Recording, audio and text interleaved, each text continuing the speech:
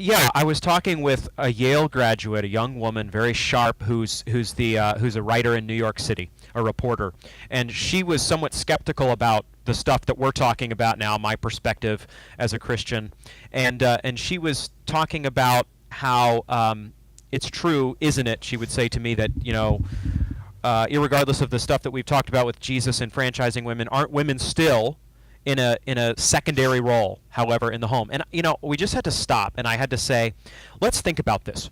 If you have a daughter, if you raise a daughter, would you like for your daughter to come to my church in Louisville, Kentucky, Kenwood Baptist Church, where men are going to want to, ostensibly at least, as an outworking of their role as head, many of them, of homes, they're going to see this young woman, and they're going to want to protect her, they're going to want to care for her, they're going to want to invite her over for meals, at holidays and this sort of thing, things that my church does, in actual fact, and in this kind of comprehensive way, they're going to want to be kind to her? Or do you want your young woman, this little girl, to go spend time at a frat house where these guys, informed by a neo-pagan sexual ethic with no restraints, the only constraint operating on university campuses today being that of consent, which can be extremely hard to decipher, as I understand it. But they have an app for that now.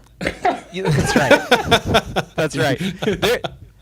They need an app for that. Well, they do. Yeah, we did a show. They have an app for I forget what instant consent or instant something. consent form. It's just it's a dumb title and everything. But you're good. No, it's called You're Good to Go. You're good to go. Good to That's go. it. That's the app. Yeah. Okay, continue your thought. Continue your thought. Yeah.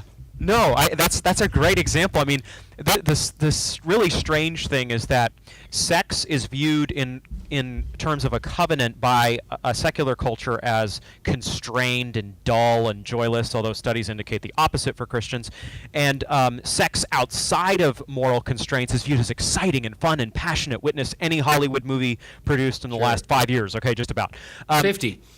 50. In reality,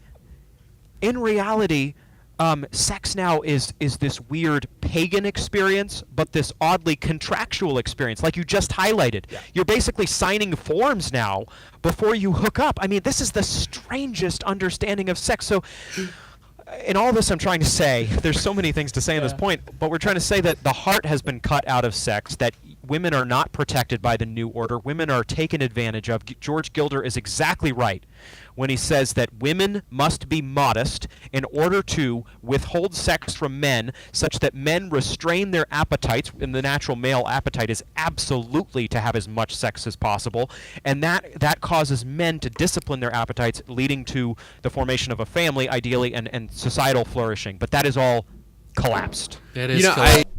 You want me to stop, right? Yeah, we'll stop and just retake it. Yeah, it'll be good. We were fine last time, though. So, since you've been recording there, go ahead and mute our microphones. Yeah, cool, man. All right. Sweet. You guys ready?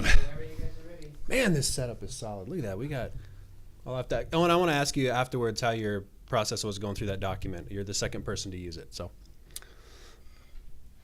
Good. I like Excellent. easy. All right, cool.